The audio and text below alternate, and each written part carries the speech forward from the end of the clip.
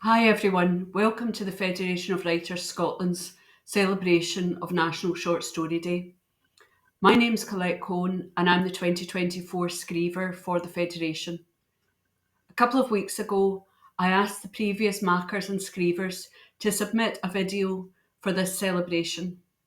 What follows is a range of stories, some short, some long, all wonderful to listen to. So cúri down and enjoy.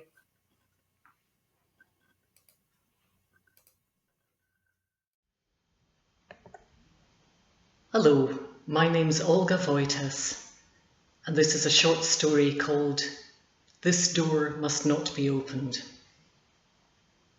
Yes, I did go to the show as a matter of fact, and I can't say I was impressed.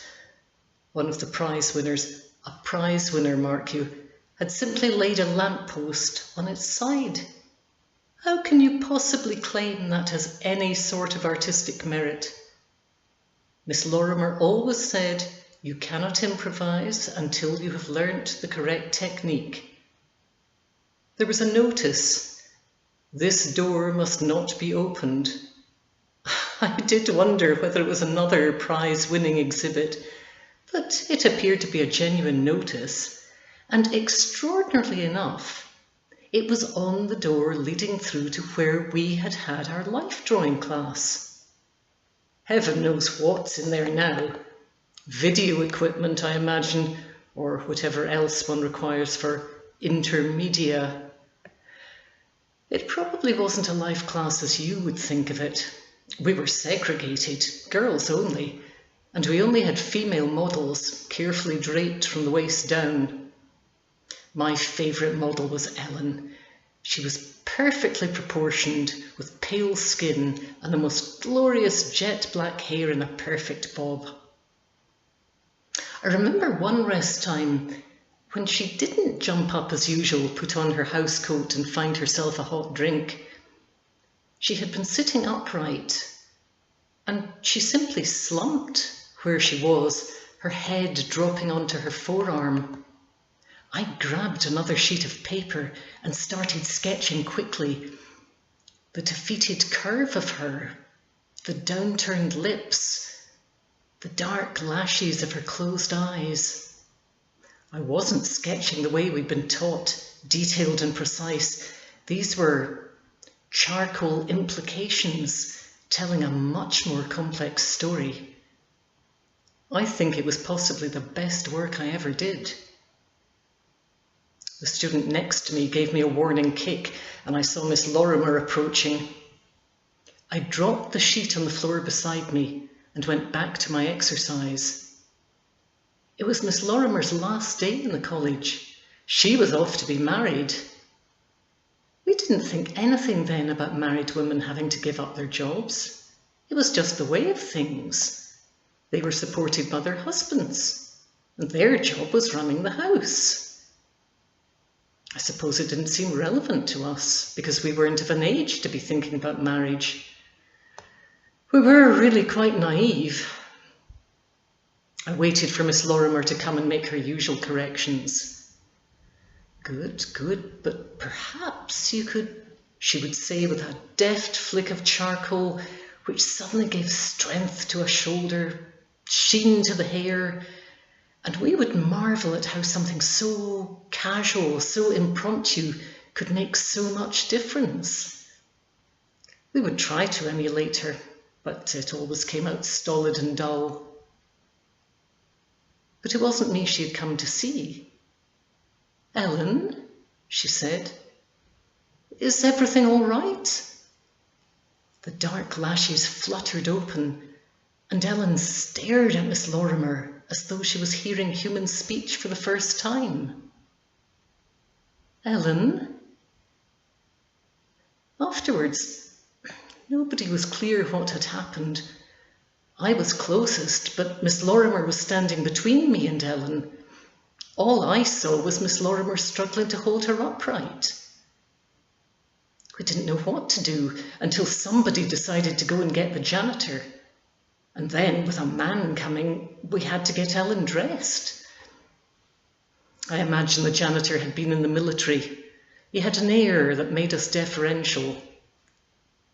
When he said, "Come along now, miss," all Ellen's ferocity disappeared, and she followed him. Miss Lorimer picked up an easel and set it upright. "We'll finish there for today," she said. We had planned a small farewell celebration for her, but it no longer seemed the right thing to do. It was only when I got home that I remembered the sketch of Ellen that I dropped on the floor.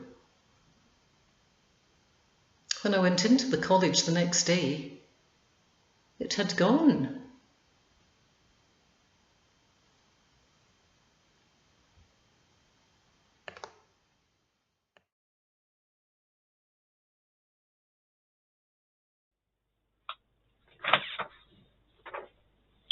Hello, I'm Colin. I was the 4th Federation Makar back in 2011, but I also write short stories. This is a wee short one, which was published in my second book of short stories, Wordplay, by Red Squirrel Press in 2018. It's called Och. Och. April is an annual joy in Alan's part of France, the Languedoc, the languid south, the region once separated from the rest of the country by language, the use of och for yes, while the rest said oig, which became oui. Separated too by their medieval support for the martyred Cathars, the bonhommes, the parfaits and parfait. The season for sowing is over, as is the winter hunting, and the first vine shoots that had broken out in March are now firm young whippy growths, ready to be tied in, with fresh green leaves at their tips. There is a warmth in the sunlight, and as the days lengthen, there are songs from the young girls walking through the village streets. They seem more beautiful to Alan, in ways which are exciting and dangerous. He decided to take an Easter break in Perpignan, where it is appreciably warmer, and the flowers from Spain already fill the florist shops. The women buying them to brighten their homes know that the heady scents of nectar and pollen will stimulate their husbands or their lovers before the heat of summer makes them protest that it is too hot or too tiring to make love. Sex is in the air, almost tangibly, and if he had the nose of a dog, it would doubtless have become apparent to him in the morning breeze drifting up from the sea and over the villages along the route. Strangely, in the light of his past bad cathedral experiences, Alan always enjoyed the local religious ceremonies. They had an intensity and a totality of participation which impressed him. There was a genuine expression of religious feeling, and although it was something that happened every year, there was a spontaneous energy that he'd never found in church services back home, at the weddings and funerals he was obliged to attend in Scotland. First, this was an occasion for an intense and solemn procession through the streets. Relics of the saints in their gold-framed caskets were brought out and carried, according to their size and weight, on cushions or on more elaborate biers. They were surrounded by the faithful and preceded by priests swinging heavy censers which emitted their cloying and resinous smoke. The town band, which led each group of petitioners and penitents from church to church, played badly and out of tune. Alan loved how awful it sounded and how chaotically the whole event unfolded. From time to time the procession would stop at some specific point, for no apparent reason that he could see, while a prayer was spoken or a blessing conveyed, with brush swipes of holy water. Some of the more fervent in the crowds would shout or sing their own sorrows. People would press forward to touch or kiss a casket, or even just the cushion on which it rested. An attendant stood by with a cloth, wiping between kisses, although his cloth was never cleaned. The combined cacophony reached a crescendo back at the cathedral before the relics disappeared back into the cool, dark interior. After that, the celebrations started in earnest. The band struck up happier tunes, and the teenagers raced around, frightening their black-draped grandmothers with firecrackers. The grannies, having seen it many times before, pretend shock, fear, and outrage, as they always do. But they are the same women who, in their youth, had loved as intensely, as explosively, as their younger heirs do these breathtaking spring days, these breathless spring nights. And they remember.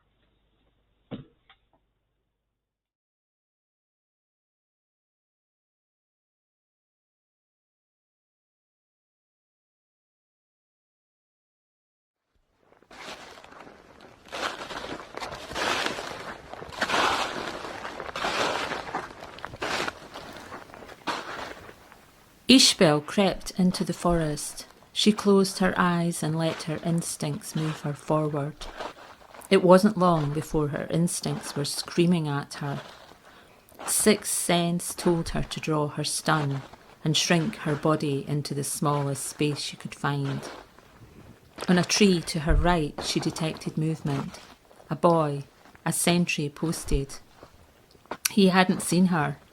She could stun him, but he would be sure to fall and hurt himself.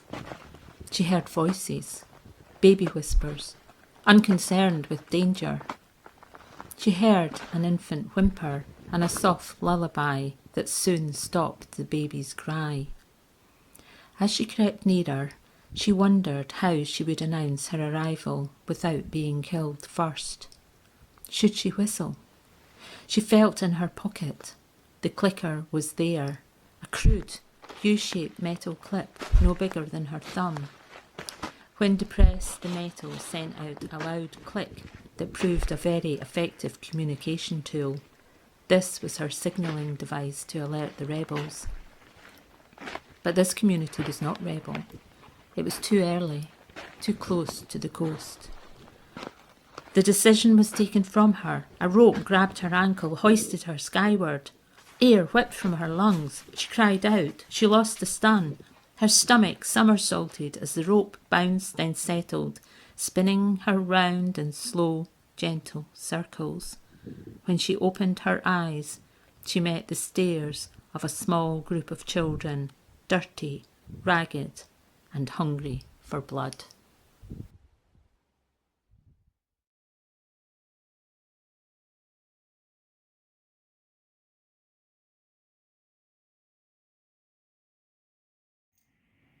What Mattered About the Dancing by Carol McKay. This flash fiction was first published in 2007 in an anthology by Lewis called Written Remedies. What mattered about the dancing?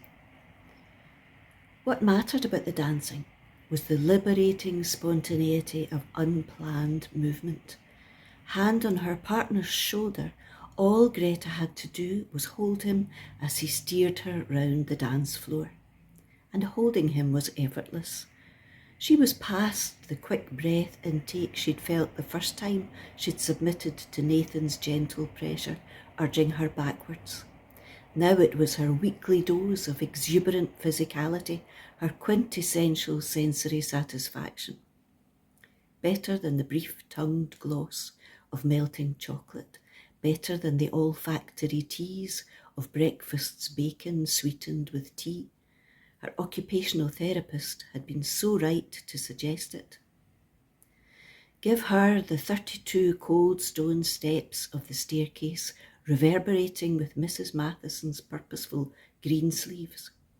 the film of damp from the close wall under her fingertips, her breathless arrival at the second floor to the warm sunlight on her shoulders and Nathan's voice above the music, louder as she twisted the creaking doorknob and entered the hall. Her cane tap-tapping like a metronome, anticipation at a plateau as the music stopped and the little girls flooded around her to change. She would slip off her shoes and coat to calls of "next week" and the bumping of the door, the rumble of Mrs. Matheson's piano stool and the aroma of coffee. Then Nathan's measured footfall would approach across the sprung floor. "Greta, darling, you look radiant. Purple suits you." She'd rise, hand reaching for his touch. What did it matter that the little girls whispered he was gay? That he wore a pink striped leotard over a strip waxed chest? What mattered was the timbre of his voice, the firm muscle of his shoulder, the soft brush of his eyebrow pierced by its beaded pin, and the warm oil of the crease in the hollow of his eyes. As he led her, free of her cane, free of her caution, what mattered was Mrs. Matheson's opening chord on the piano and Nathan's muscular body tight against her. It didn't matter that she couldn't see him. What mattered was the wide, empty dance floor and this long-forgotten freedom of movement. What mattered was that Nathan was taking her dancing. Thank you.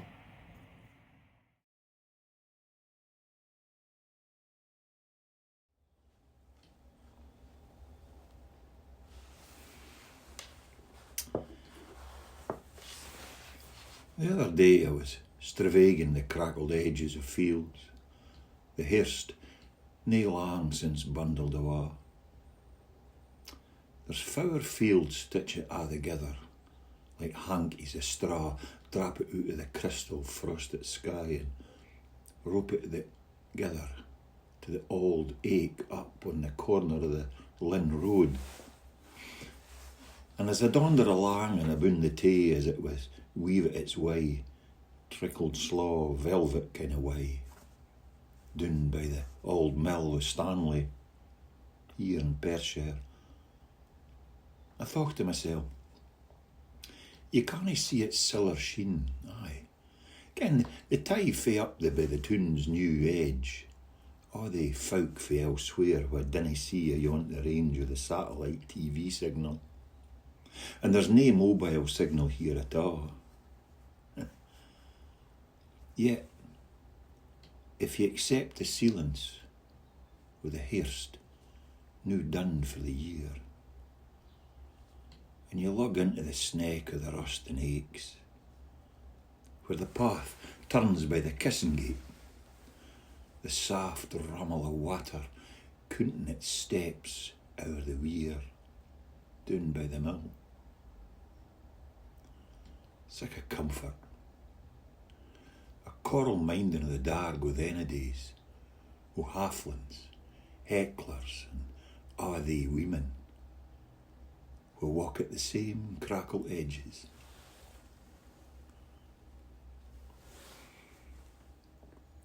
Their steps were yins o' a racket with the heasing of the stour out of bracken lungs, and with a clattering skite of weaving machinery, singing out yet, still in their lugs. I found myself hain to pause, inhale the enormity of my ain being, my ain responsibility to screeve my thoughts with care, an overwhelming spirit with the earth we share, the yin we're a' determined for some reason to destroy. And in the fade of the coarse flax sun, a foggy toddler licht it by my seat under the ache. Its days numbered, nae sure where it'll settle afore the frosted banes of winter chap on its wings. Aye, my bonny, bonny companion under the ache, you and me baith.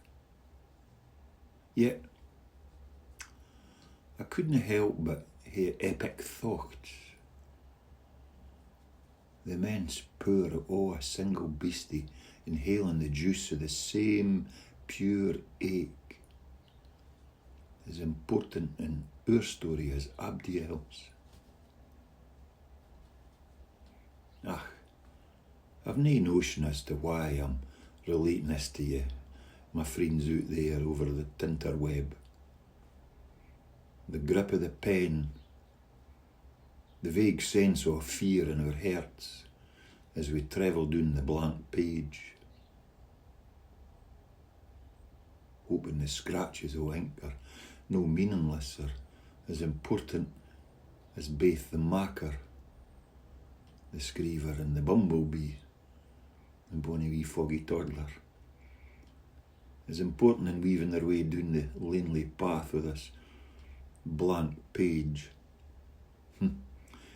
Yet there it was, the fragile nature of coexistence, biding long enough to make a difference, yet to acknowledge your limitations. Aiblins ayont the satellite TV, and as far as the crackled edges of the hearst, where the soft rummel will aye wait for the next Makar.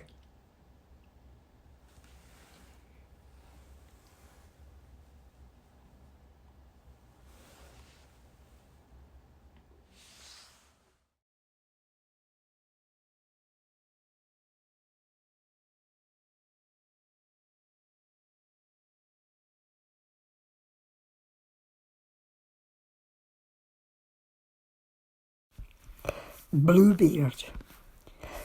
5 bags of salt, a kettle full of boiling water, then the cold tap running for 10 minutes. Deirdre has it off pat now. Shedding heavy woolens, she slides into the chipped enamel bath. She closes her eyes, enjoys the feel of her hair swirling in the water. She smiles, and she imagines washing away his touch. This is her routine now. It's how she gets through the days, the months, the years. But she's not giving up. One day she's sure she'll escape. She refuses to believe she'll never get home. Time has made Callum arrogant, hopelessly careless too. At first he was thrilled to have her in his home, treating her as a treasure. Not now, though. This morning he'd thrown the sheets aside, remarked that the floor needed scrubbed. Oh, he'll have to wait. Today she's going to intensify the search.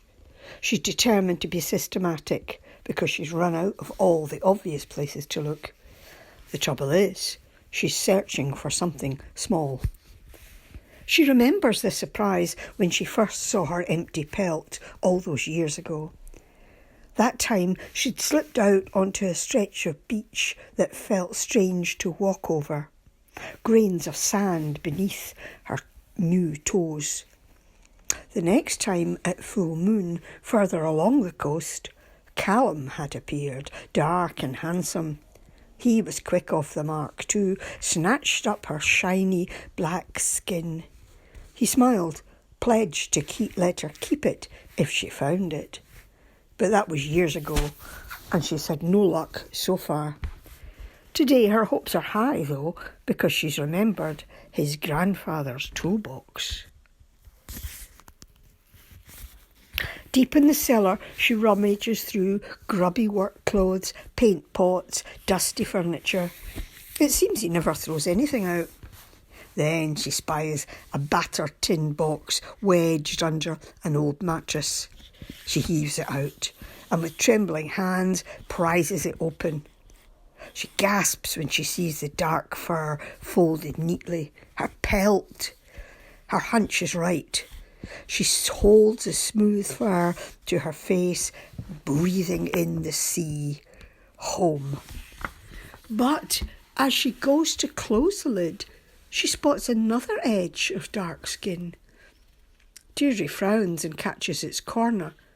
Another pelt, and under it another. The bottom of the chest is lined with a shadowy fuzz of moth-eaten fur. How many pelts are there? How can she possibly know which is hers? Is this the secret of Callum's confidence? Did any of the other women escape? A fat-faced moon is rising the night when Deirdre reaches the shore. No sand here. She wonders why she ever chose this barren spot. But high tide surges, beating cream froth onto rocks. Looking beyond the horizon, she sees the moon lay a silver path. So close. She craves the feel of salt water on her thirsty skin. Real salt water. Cradling the bundle of skins, she steps into the waves, and without a backward glance, she walks out and out and out.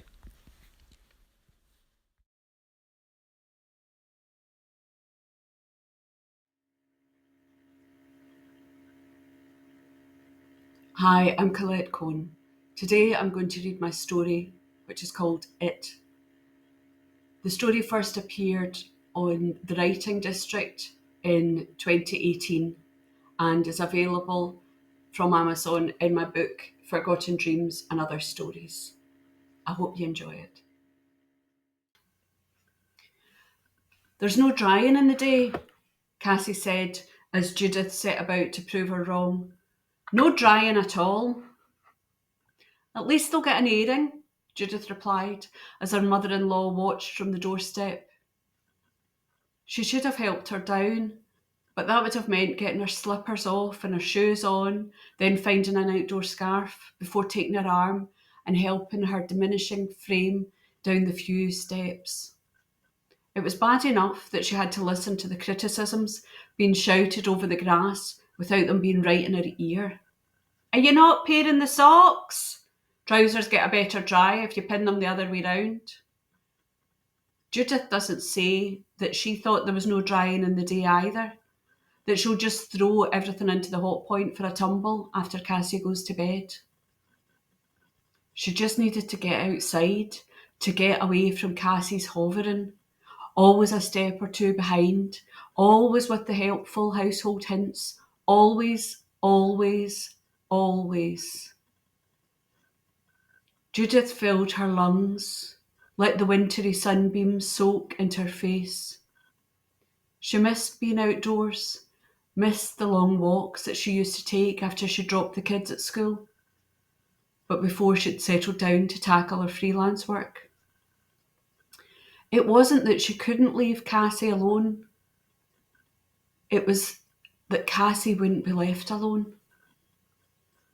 Are you going out? I'll just come with you. There's a few bits I want to pick up.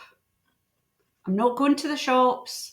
Well, we could along the way. It was such a palaver, assessing the weather and which grade of coat would be best for it. That could take 10 minutes. Then there was the blasted scarf, the leather gloves, always black or brown, the shoes, the handbag, the I don't think this is my purse. I'm sure my purse is red. As if she ever had a red purse. Then Judith would start to think that she too should change. No need for Gore-Tex and walking boots if they were only going as far as the Cove. Judith! She was beginning to hate her own name almost as much as Mummy! You've dropped a brassiere. Oh no, surely that'll need to go into the wash again. It's fine, Judith said, snapping the peg to hold it on the line. Maybe that's the problem, Cassie said. What problem? Not taking care of your intimates. You know, without it, it all falls apart. Without what? A marriage can be a fragile thing, you know. Not that I'm suggesting you should, not when the children are home, or me for that matter. I don't want to be around when all of that nonsense is taking place. But it's important for a marriage. Harry always insisted. Judith bent down to her laundry basket. Was her mother-in-law really giving her marriage advice? Ed had always insisted that his parents only ever had sex twice. Once on their wedding night, which had resulted in his birth, and again on their 3rd anniversary, which had brought Laura, who had just missed his birthday by a day. Judith had played along with the comedy, the yin to her parents' yang, with their merry-go-round of partners. "Are you crying, my dear?" Cassie asked. Judith didn't think she was. She had thought she was laughing, but somewhere the emotions had got twisted, and now she wasn't sure. Her heaving shoulders, the gulping for breath, the tears streaming down her face. Her bras were greying, needing replaced once she'd lost a few pounds, and her knickers were stretched and worn. She was exhausted. They both were. Her and Ed and her. Him having to take on more locum work to fill the gap in her lost income. Her brain deadening through lack of use. Her body from inactivity. There was no other option. She knew that. Cassie couldn't be left alone after the last incident, and Laura wouldn't take her. She pulled a hanky from her back pocket and blew her nose, wiped the tears off her face with her hands before drying them on a wet towel and turning to her mother-in-law. "I'm just tired, that's all," Judith said, as if there were a just and an all. She wasn't tired. She was worn down to the core. "No, Cassie, don't come down. The steps are slippy." Cassie's determination was what got Judith the most. She just wouldn't be told.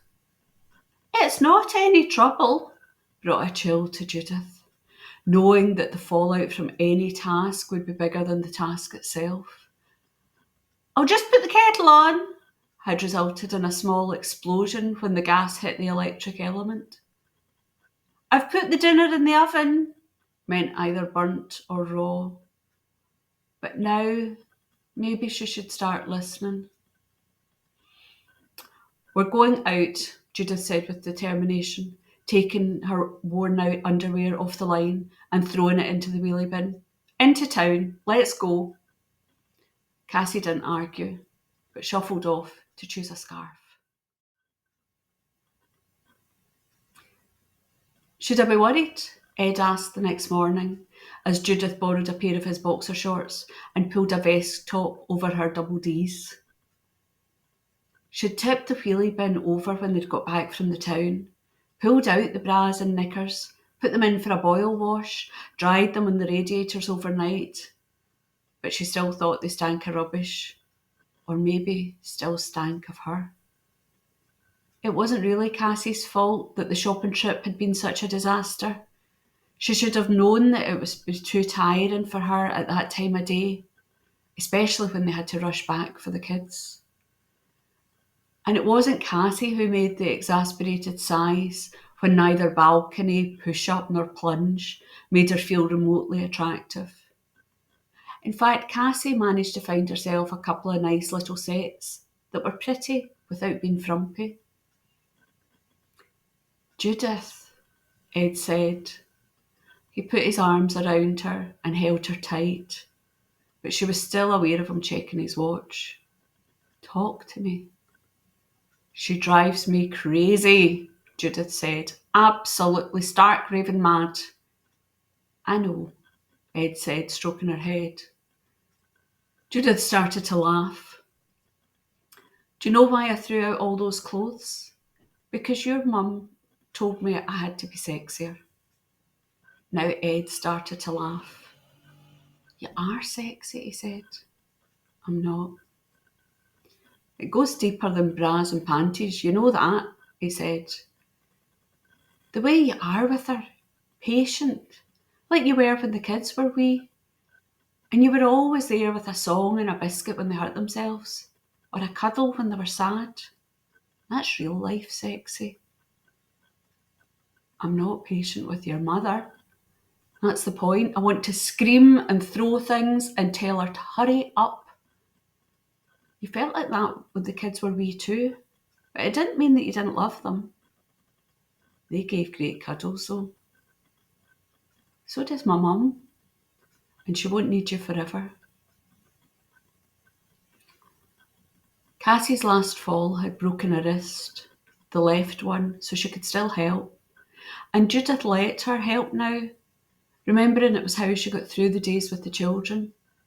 Helping Mummy with the dusting. Who wants to see which one of you can tidy the playroom the fastest? Do you want to help me fold the washing? She was calmer now. They both were. Judith no longer seeing the imposter as a time thief, but another mother. A mother who had tended Ed's sore knees or Laura's broken heart. The woman who had held them to her breast when she was just a girl herself. The woman who needed loved, not just cared for. Every time now that Cassie followed her around, Judith would turn and smile. Are you okay, Cassie? Sometimes she just needed reassurance that she was meant to be there. Other times a task or a prompt would do. But the times that now meant the most to her when Cassie would take a step forward and allow Judith to envelop her, and she would relax her head into Judith's shoulder, and they would breathe in time, letting the anxiety drift out with every breath. I'll make us a cup of tea, Cassie said, as Judith sat down in the kitchen to work. It wasn't the best solution, but with her earphones in, she could at least supervise the riskiest room in the house and get some work done. When the kettle boiled, Judith reminded her of the steps to make a cup of tea and helped Cassie sit down next to her. We can just drink this, then I'll leave you in peace, Cassie said. Oh, and Laura's taking me to the pictures tonight. The children too. Although I think they're seeing a different film. Just so you know. Judith smiled. She could have sworn that Cassie winked. Sounds like it'll be fun, she said. And she thought about Ed and the lingerie that had just arrived by courier.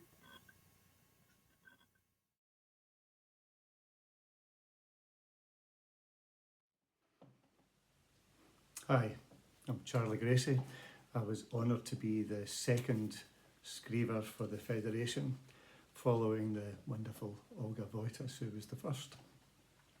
I'm going to read a story, which is one of four-section story published in Postbox magazine, Scotland's international short story magazine. It's published by Sheila Wakefield's Postbox Press.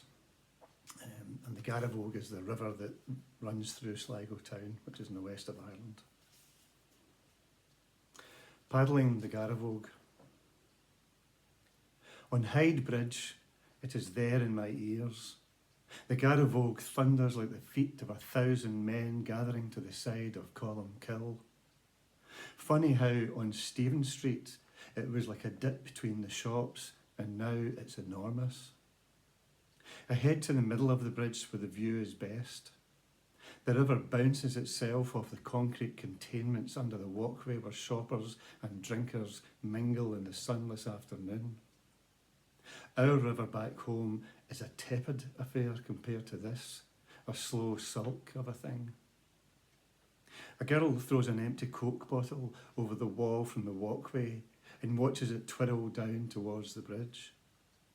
I lean over to watch it too, and it disappears in the torrent, under me and away. The bridge is busy, and now that I'm stopped there, there's an eddy of people squeezing themselves to the side to avoid me, nearly like I'm a lamppost and not a man. The girl who threw the Coke bottle has moved on to kissing a boy, pressed up against him in the doorway of a closed-up shop. It's a good while since we paddled down here from Loch Gill. The day, like most that summer, was sunny and warm. A squad of us in 3 Canadian canoes, Mary and me, Brian and Tim, Sarah and Big Phil. The river slides easily out of the loch and doesn't get too narrow till you're in the town, so it's a lazy ride till then. But there, 100 foot or so up from the bridge, you need to get your focus on. I follow the line we took, the only one that made sense, keeping to the right at the broken weir and swinging sharp into the quiet water at the side, fighting with the pull of the current to get there, to take a breath, to steel yourself for the bumps ahead. Sarah and Phil went first, and we could hear her shouting instructions back to him.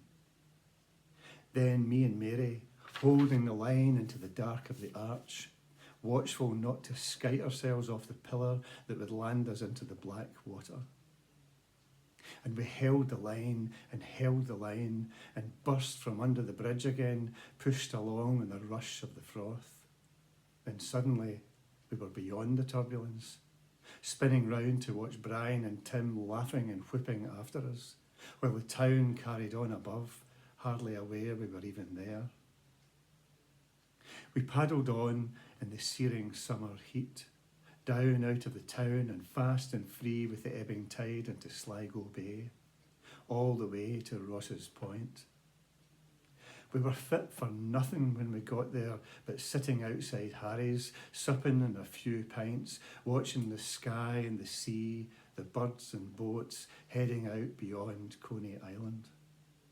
Later, drunk as lords and worn out with the paddling and the laughing, we tied the boats to a fence and hitchhiked in our pairs back to Sligo town.